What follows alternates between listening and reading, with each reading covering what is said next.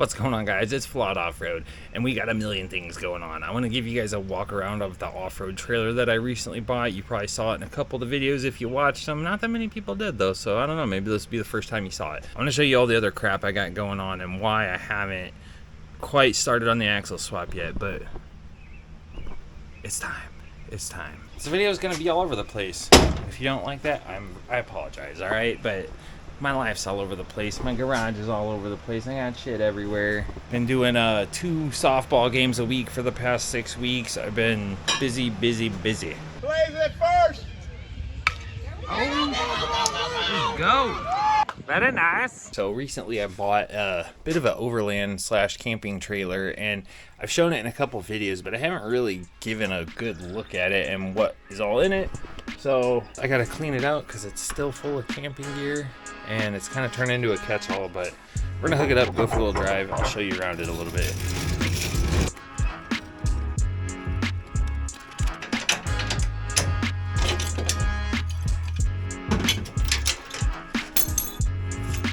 I figured before we go for the drive, I'd just kind of show you this a little bit. I pulled some of the stuff out of here. Now, it does have an open floor. Now, I thought about skinning this with metal or even putting wood down, but even then, I don't think it would be totally waterproof, and this honestly works fine. So for now, it's just gonna stay that way. So there's actually, I measured, and there's enough room for me to get one of my quads in here. It's a little tight right here, and to do it, I would have to move some of this other stuff. So originally the guy selling this just wanted to sell the trailer and the tent.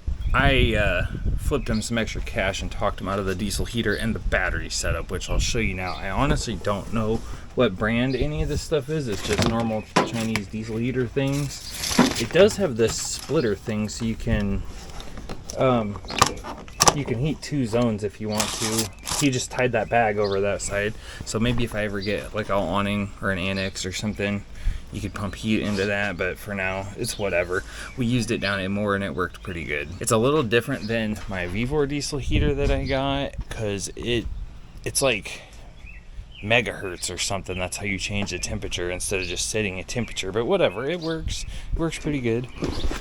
So we'll move on to this battery setup. And this is a gel battery, I believe. AGM.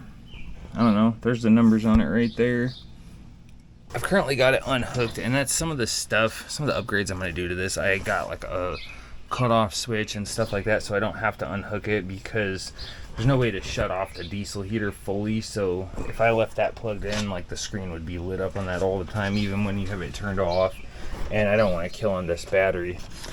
But yeah, the person I got this from installed this fuse block, which is fairly handy. The thing is I think I'm going to take all the electronics and I'm going to put them inside some sort of a waterproof box, because like I've kept the tarp over all my stuff to keep it dry, but like this, it's just been getting rained on and you can see it's getting rusted out already. It's definitely a nice start, but it's going to get ruined if I just leave it like this. Now basically the only thing hooked up to it at this point is the diesel heater, which is those, and then these little skinny wires go to these. They're like rock lights. They're not super bright, but they just give you a little bit of color. There's one on each post basically, and it did have a 50-inch light bar mounted across back here.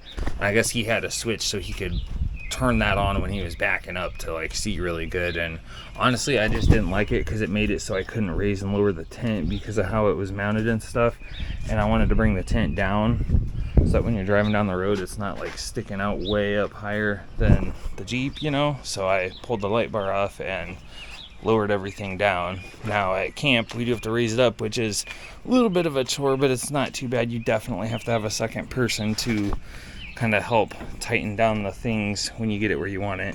Yeah, ultimately the goal is some sort of a waterproof box, and if I can even integrate part of the diesel heater into that box, or even some of the electronic parts of it, integrate this inside of it, battery, the cutoff, and all that stuff, that would be super cool. I just don't know exactly what type of box to use. I do have this thing, which does have a seal on the inside, so I could use this, but right now it's got a bunch of my camp gear in it. I've also seen people take like those Apache cases or Pelican cases and like basically strip a diesel heater down to like the bare bones and throw the case away and just put all the components inside of an Apache case and essentially have it to where it's portable but also somewhat waterproof. So I'm really not 100% sure. Now I'll show you a couple of the things I've done to this since I got it.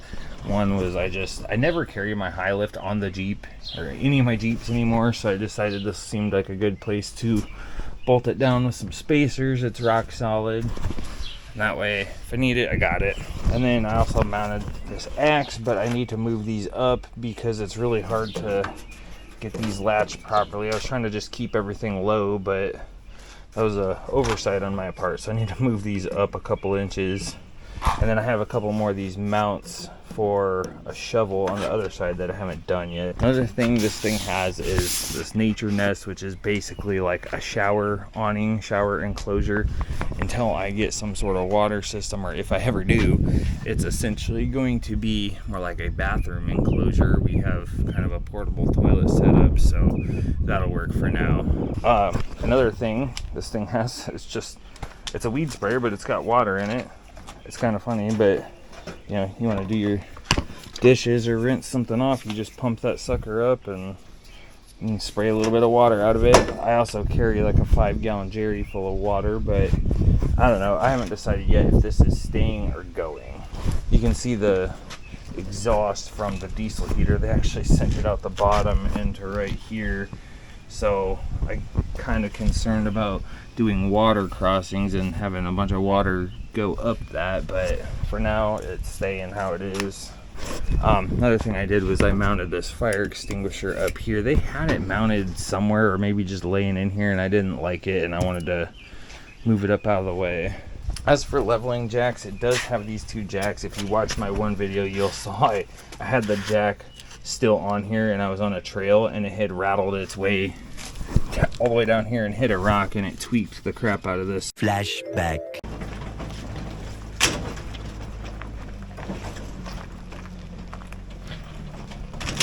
Hey!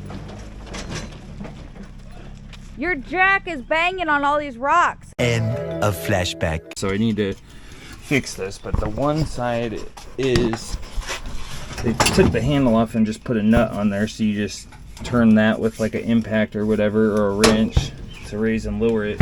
Unfortunately, this other one is just a tension clamp.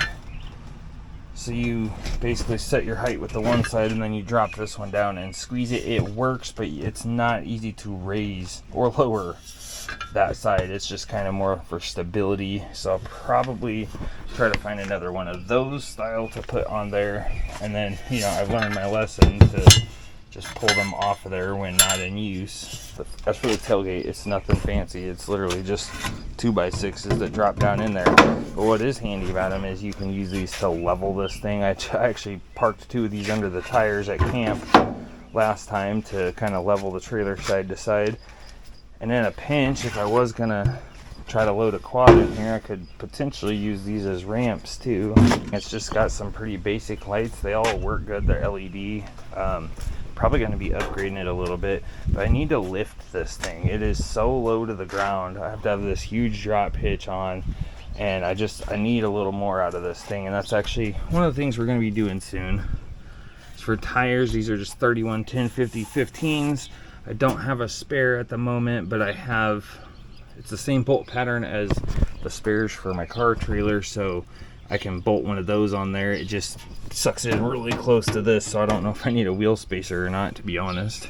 In a perfect world, I would have 5-on-5 hubs to where I could just bolt this spare on there. Yeah, this thing, it's super bare bones, but man, having that extra space for the camp gear and just, I don't know. So far, I'm really loving it.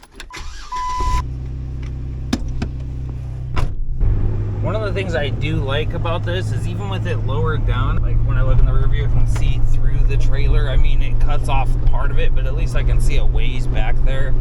And the fact that this thing is so freaking narrow, you like look out the side mirror and you can barely, I mean, you have to look for the fender, and honestly, same on this side, so you can't hardly tell it's even back there. To go along with that, it actually has a super short tongue, which I thought about extending it just so I could have room for a tongue box or something, but it makes this thing track so close behind where you're actually tracking with, you know, the vehicle you're pulling with.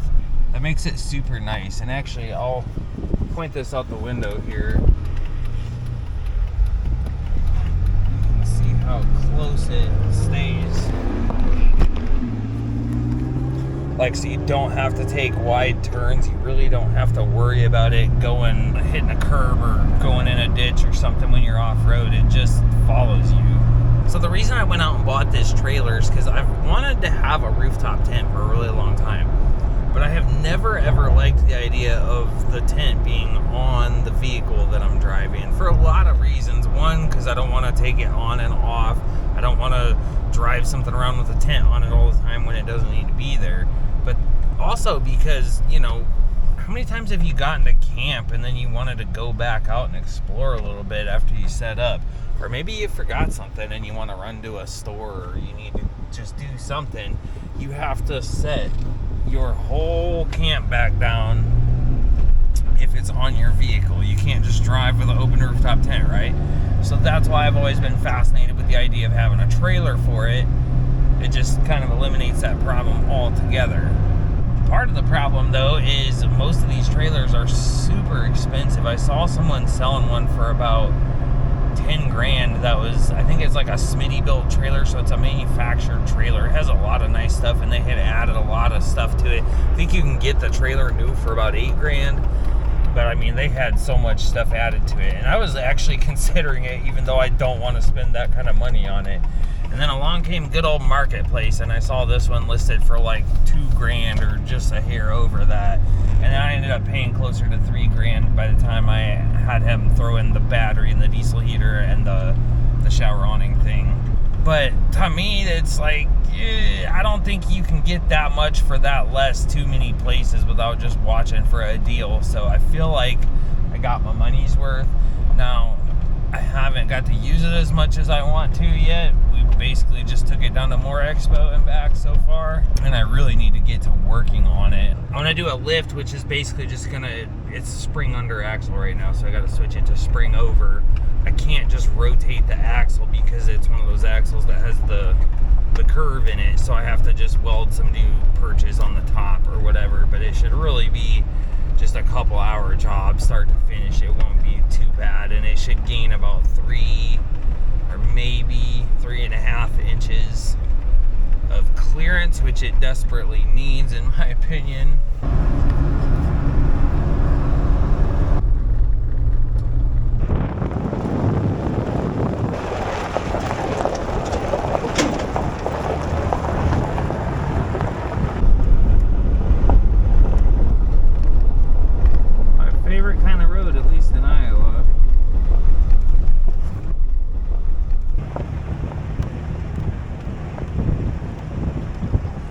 So we have these level B, they're called level B roads. They're unmaintained dirt roads essentially, and they are still like public roads, although they're mostly just used for farmers to access their fields.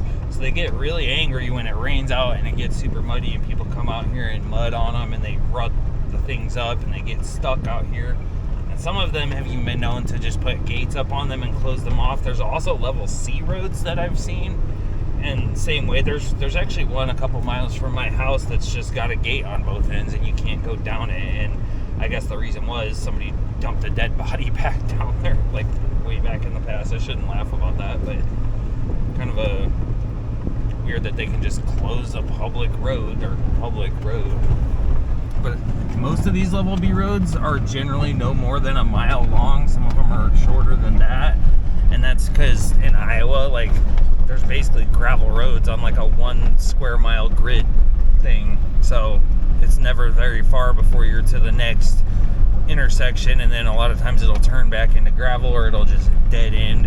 There is one a few miles away that's about 6 miles long because it's like 3 different sections. I don't know, I've heard many stories of farmers getting angry at people for even using these roads or for using them when it's muddy and stuff. And so I don't come out here too often, but every once in a while I just take a little cruise down them.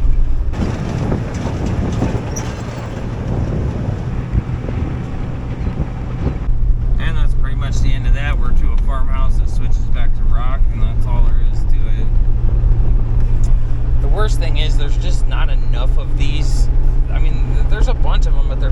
spread out, you can't really link them together to make like a route. You'll just be spending 85% of your time on gravel, which honestly gets kind of boring and it just destroys your vehicle.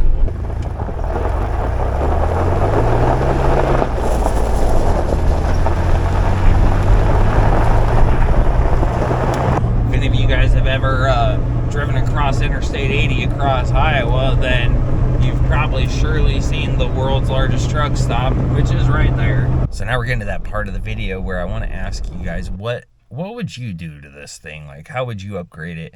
What modifications would you make? Because there's so many different things out there that I could do, and I mostly am just going after functional stuff. I don't care so much about cosmetics. Like I said, I want to get the electronics into like a semi-waterproofed box, because as of right now, I don't have an indoor place to store this until we go have a yard sale at our storage unit, so to speak, because it would be big enough to go in there, but there's too much junk in there. But I'm super curious what other people would want to do with this thing. As for right now, I parked it in my front yard, and the whole reason I did that is because I need to dig the YJ out of the garage, because it really is time to get going on this axle swap, and I can't do that until I clean my garage, and it's in the way. So yeah, the regulars around here, they'll know I'm getting ready to put the Kingpin 60 in the old YJ here. Problem is, I just got no room to work right now. I recently went out and bought a new toolbox. It's nothing fancy, it's just the US General. It's the 56 inch and then the little side cart, so it makes it about the same size as the 72 inch. And I was combining my other toolboxes into here, which, you know, I've got a really good start on. The problem is I had so much crap in here that wasn't tools, and I don't know what to do with it, but I need to get this box out of my way. This is going to be like my main work area, and I just welder and this and that and this and that. There's the axle. I got stuff everywhere I haven't cleaned in forever, and I need to get stuff out of the way so that I got some room to work, because it's ready to get going on. Did want to give y'all a quick little sneak peek. I was originally going to run the Ford dual piston disc brakes that came with this axle. I just haven't heard anything good about them, and I just decided to splurge a little bit, and I needed a rotor anyway. And I'm like, if I'm going to buy one rotor, I'm going to buy two, and if I'm going to buy two rotors, I'm going to get calipers and pads, and if I'm going to do all that, I'll just go get the lug nut 4x4 disc brake swap kit, which basically allows me to run the Chevy stuff on it. So you can see I've got these brackets all painted up, and it came with all the bearings and seals I need for the hubs. Came with rotors, which I taped them off and then used VHT paint on those. And it came with these spacers and JB6 calipers that are, I'm guessing this coating is like rust resistant. I don't know, I'm probably still gonna paint these just to try to keep them from getting all rusty. But yeah, this is like a super solid kit for the price, for the amount of stuff you get. So like everything's fallen in line. The only thing I have left to buy for this swap is Hydro Assist stuff. I'm gonna decide if I'm going with the surplus center stuff again, or if I'm gonna spend a little more money and get the better stuff. Yes, it does still run.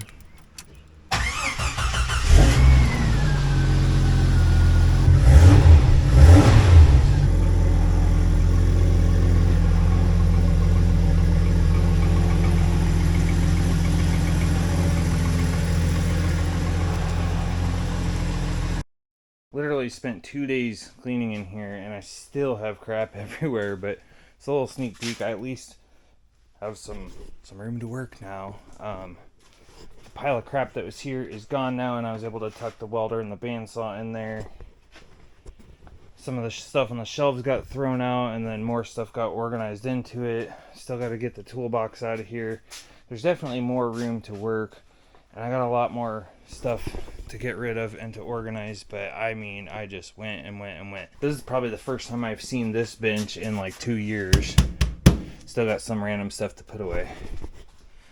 But yeah, that's what basically spending a whole weekend cleaning will get you, and still not done. Well, anyway, I got just about the next week to myself because the kids and my girlfriend are going to summer camp. So it's Sunday afternoon now, and I've got all the way till like Friday at midnight before any of them come back. So I'm hoping to get a good start on this YJ. In fact, I'm going to put this camera down, edit this video, and then probably yank this front axle out. So stay tuned for that. I know some of you guys have been waiting a while for me to get back on that, and I promise it's coming. Thanks for watching. I'll see you later.